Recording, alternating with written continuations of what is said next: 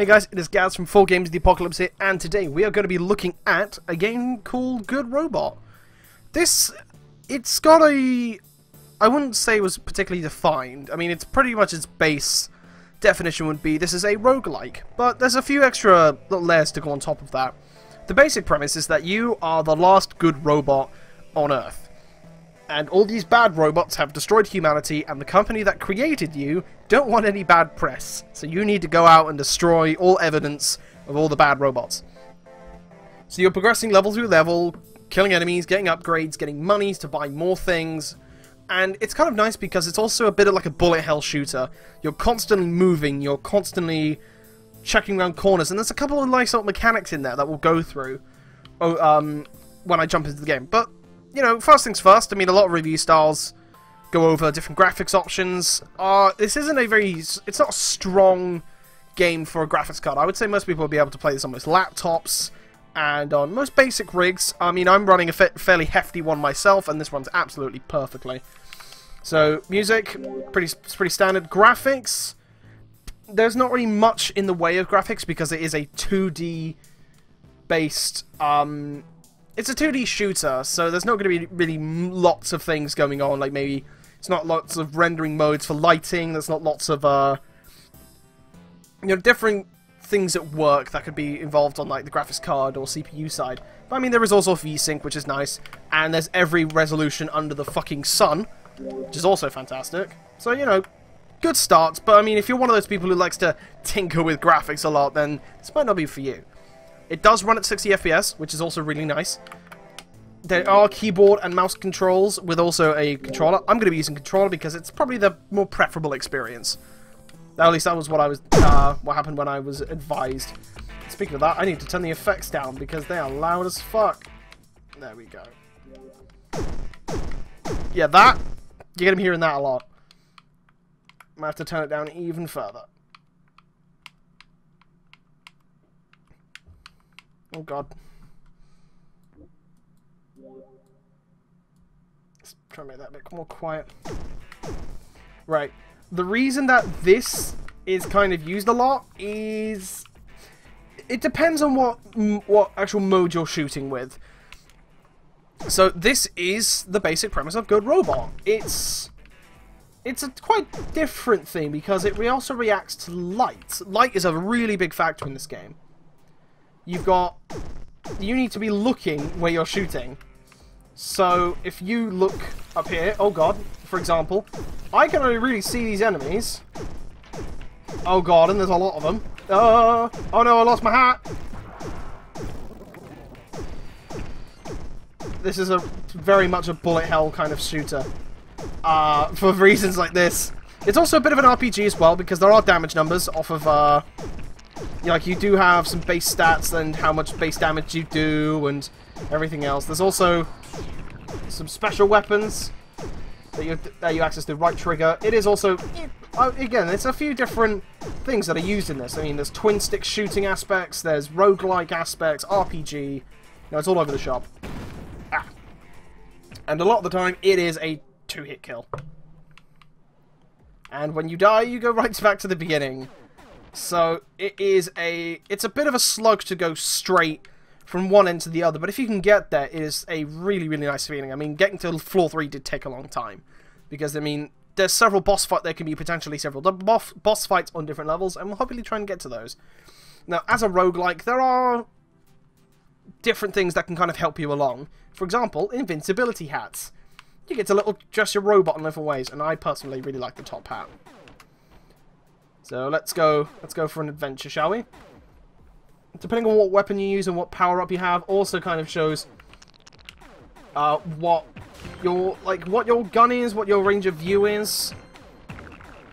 Oh, hang on. Ion repeater? Or that grenade launcher. Oh, okay, no, I can take the grenade launcher as well. Hang on, what did this one do? The static bolt. Yeah, I'll keep this for now. So at the start, it is quite easy, but then this is the prologue. You know, me losing my invincibility hat as well was probably not a great thing. But there's no... To be honest, it's a nice game. It's not a it's not like something that's very deeply complex. I mean, what I've seen recently is that there's been a big rise in roguelike shooters like this. So ones are the ones where you have to kind of think tactically. You have to worry about your positioning. You need to worry about like what you are actually trying to do as the player. So, for example, like going around here, I have to make sure to dodge bullets. They are actually just traveling. So there's not really like a dodge roll. There's not really like a little boost or anything that I've noticed. You just have to rely on your movement alone. And there's also a huge variety of special weapons. I mean, in this version compared to the first version that I played, there were a huge amount more.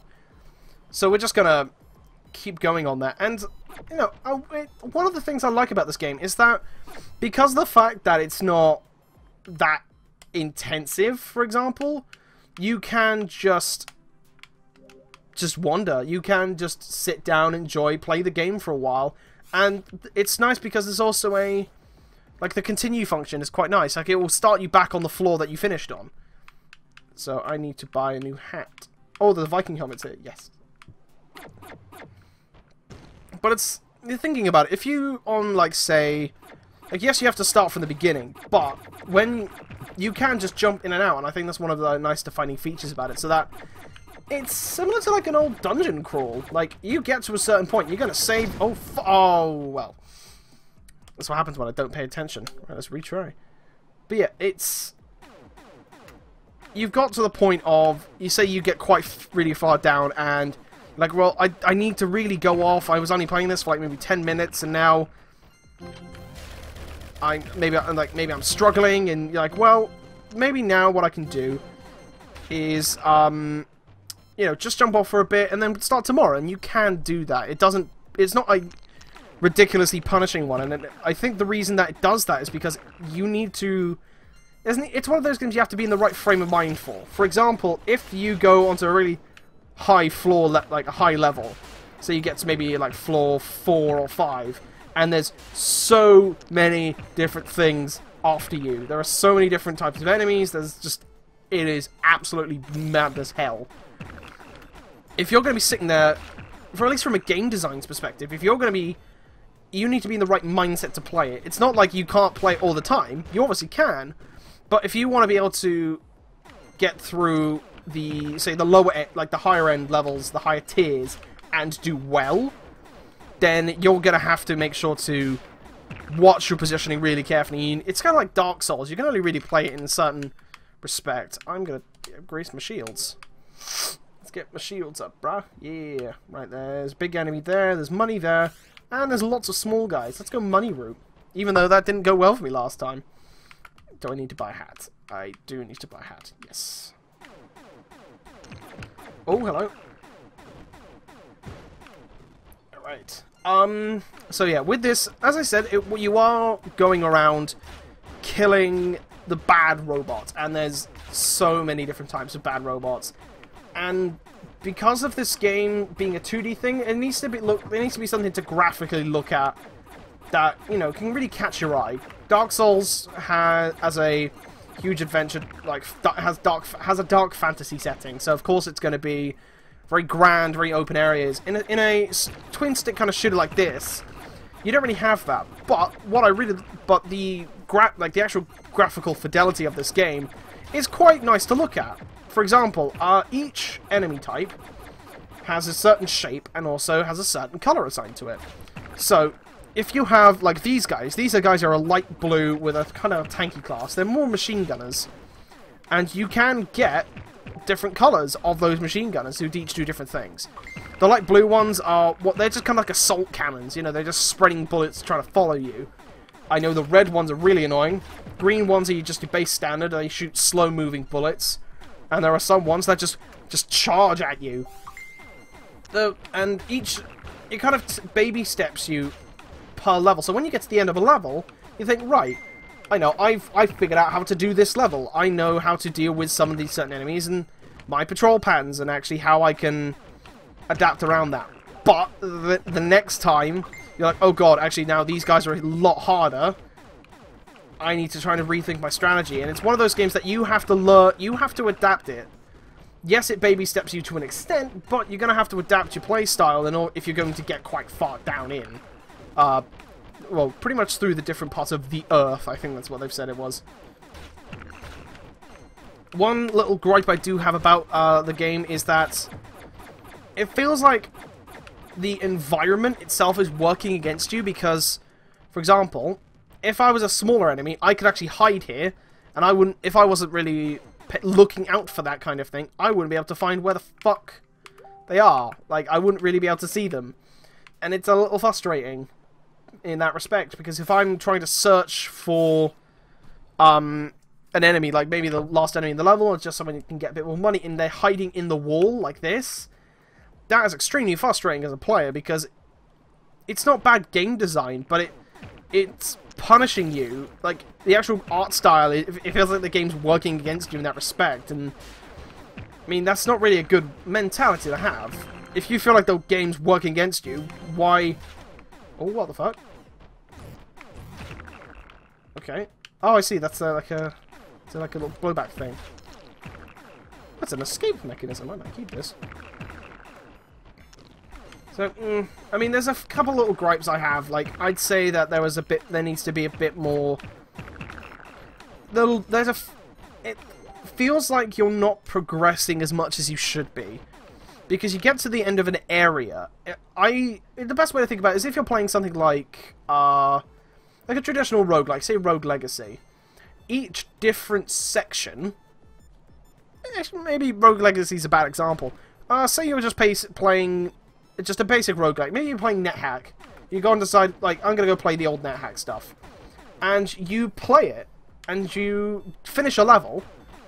And I say, oh, you're still on level 1. Wait, really? I've just been such this entire area, like I am now, and I'm still only on level 1? Are you serious? And it's like, oh yeah, you are. You're only still on level 1. So you may as well, you know, just keep going through the levels, and it kind of lacks that progression in a way. Oh, hello. Oh shit, I found the boss. See, this is what I mean. Some of the red guys, they usually actively pursue with missiles and things like that. We just need to sit here and shoot the thing.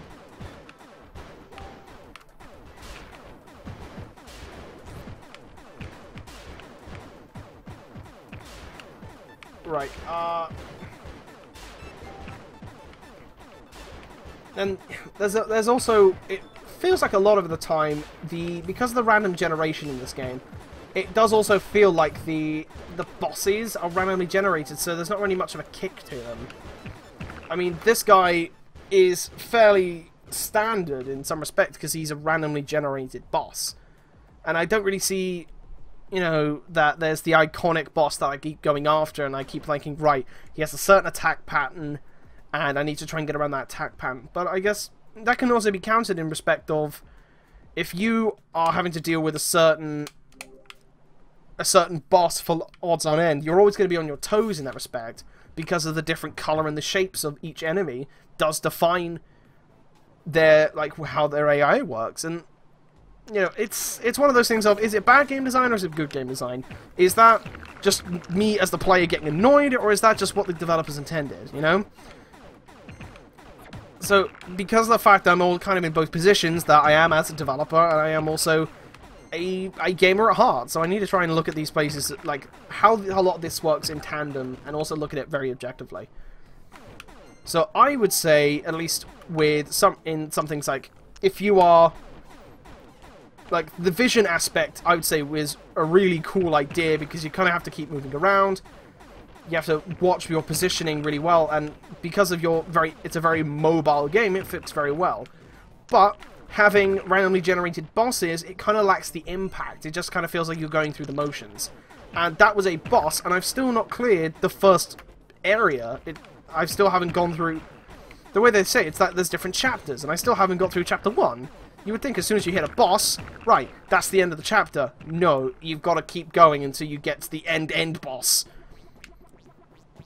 So it would be like this door. This door, I think it signifies there's a end boss, so we're going to go through here. Some floors are quite nicely, then quite quick, and then others they're really not. So it really depends on how you feel about that. I personally feel there's a lack of impact in some respects, and holy shit, that's a lot of dudes. And that's a lot of bullets. You know, it's definitely a good game. It's a good game, it's a good roguelike in that respect, but it feels like, yeah, I got to quite far, but how long did that take me? I can play through, say, a different game that's come out, like Into the Gungeon, play that for maybe an hour, and I get through the first floor. I fully explored it, I got through a boss, I feel that I'm progressing. It's progressing, but it's progressing in the sense of it takes up quite a long time. And I guess, actually, speaking of that, some of the randomly generated bosses do follow the same kind of template. For example, I fought this guy quite a few times, or at least a different aspect of him. When you rely solely on random generation, this is something I've had to learn while also developing my own things. Working solely with random generation means that, yes, you're always discovering new things, but that sense of discovery goes after a while. It's like, well, when am I going to find something new? When am I going to... Because you can only generate from a specific seed. Like, if you have lots of things that are randomly generated, they've all got to come from some algorithm that's going to take an amount of variables into account. For example, right, so there's different enemy types. What color, what type of enemy, what size. You know, there's lots of different things to think about in that respect. Oh god, there's little worms. Oh shit. Oh, he's dead. Okay, fair enough. You know, I'm still not saying this is a bad game. I would say that this is a good roguelike. But what I will say is that overall there are some things that could be potentially worked on. You know, if you are one of those people who like playing roguelikes, who enjoy, the actual progression, you like the challenge of going through levels, dodging enemies, doing what you can do in order to, progress, and you're really feeling that progression, then this is a good game. It's got a lot of good mechanics, the shooting is really well done.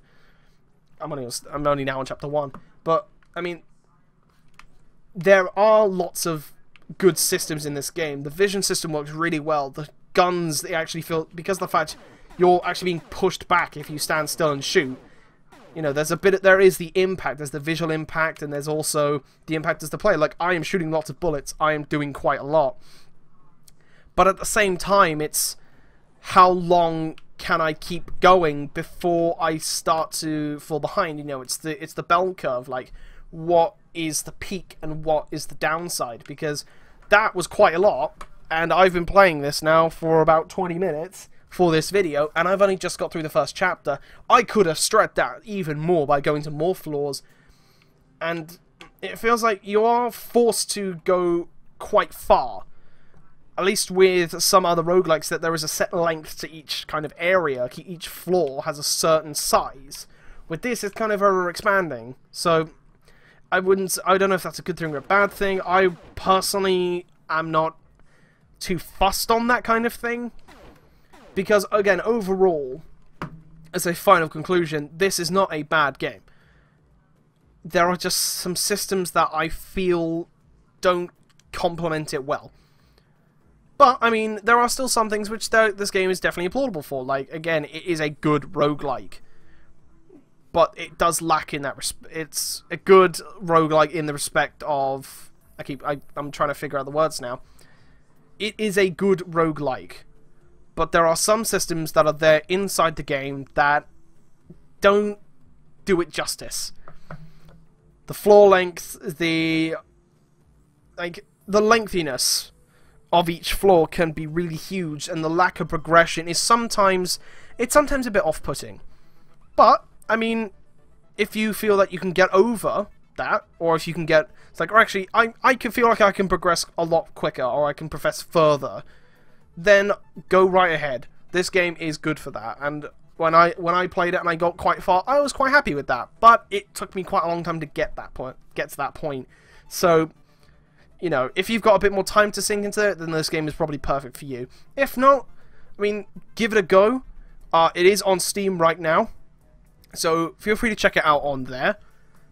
Give it a play, see what you think. I'm only one guy. My opinion may not be exactly what yours is. My opinion might be completely wrong in your mind. You might think this is a fantastic game. I'm not denying that. But if you guys do play it, then put a comment down below, and we can have a discussion further. Like, if we can discuss this further, we can, you know, we always learn new things. We bounce off of each other, you know. So, if that is the case, play the game, leave a comment down below.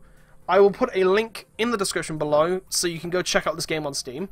But also, you can also go on Greenman Gaming with the link in the description below, and go get 20% off the games. You know, that's also pretty good too. So, you know, it is, again, down to the end of the day. Overall, too long don't read if you end up skipping parts of the video. It's a good game. It's a good roguelike. But the progression seems to lack the impact. It lacks impact in that respect. Some of the bosses are a bit meh, but some of them are also kind of cool. The enemy design is really well done. The art is also really well done. So, if that appeals to you, check out in the description below. Make sure to also like, favorite, and subscribe to the channel. Also, just pretty much just check everything in the description. It'll all be there. Thank you all very much for watching. This has been Gaz from 4Games the Apocalypse, and I will see you next time. Goodbye.